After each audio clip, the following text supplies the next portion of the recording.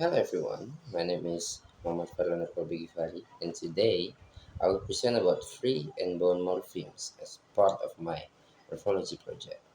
Let's begin.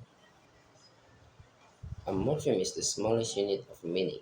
It cannot be divided into smaller meaningful parts. For example, words like cat or run or are morphemes. Even small parts like on or as also carry meaning.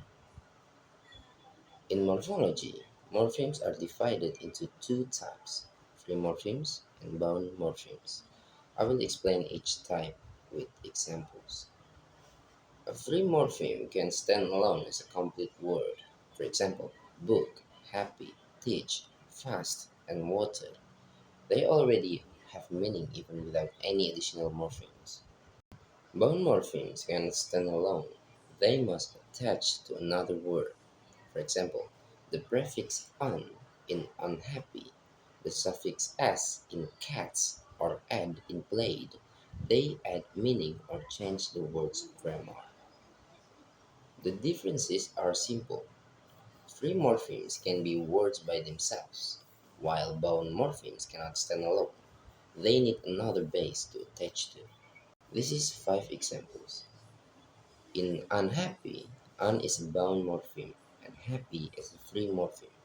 In cats, cat is free and "s" is bound. The same idea applies to widow, teacher, and slowly.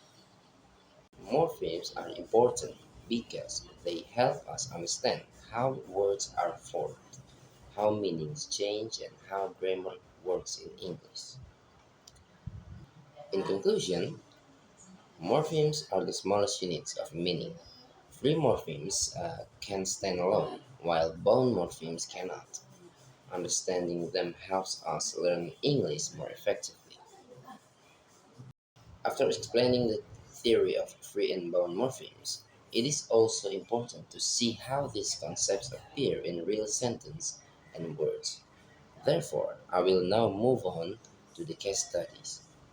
Each case study will show how morphemes change meaning and grammatical function.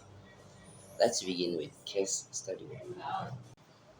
The suffix "s" in places shows plural and in likes shows third person singular.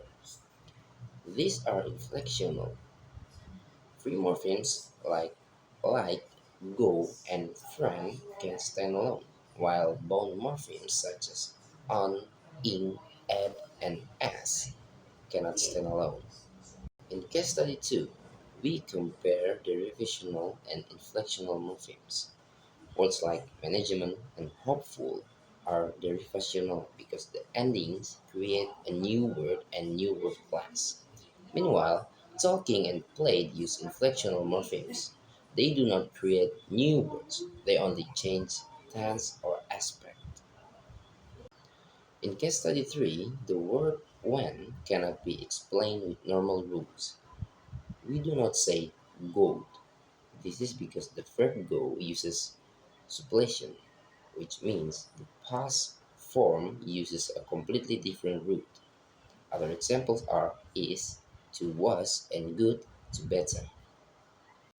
In case study 4, most compounds here are endocentric because the meaning depends on the head. For example, a blackboard is a type of board, and a greenhouse is a type of house. But pickpocket is exocentric because it does not refer to a pocket, but a person.